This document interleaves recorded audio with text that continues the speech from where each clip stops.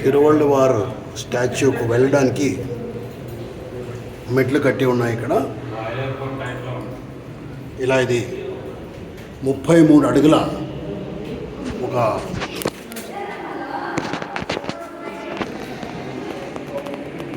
ఒక భవనం లాంటిది 33 అడుగుల ఎత్తులో ఏర్పాటు చేశారు.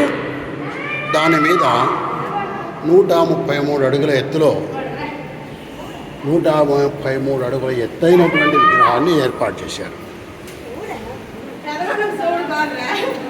వివేకానంద రాక్ ఎలా అయితే ధ్యాన కేంద్రంగా ఉందో వళ్ళువారు స్టాచ్యూ అలాగా జ్ఞాన కేంద్రంగా పెట్టారు. దీన్ని జ్ఞాన కేంద్రం అని పిలుస్తున్నారు. ఎలాగైతే మనకు వివేకానంద ధ్యాన కేంద్రం ఉందో తిరువళ్ళువారు జ్ఞాన కేంద్రం ఇది.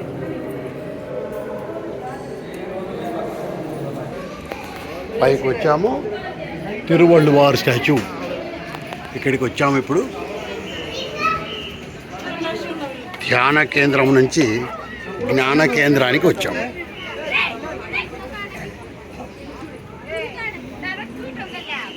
అది వివేకానంద ధ్యాన కేంద్రం, అది ఇది జ్ఞాన కేంద్రం. చాలా సుందరమైన దృశ్యం, అద్భుతమైన దృశ్యం. అది గ్లాస్ బ్రిడ్జ్.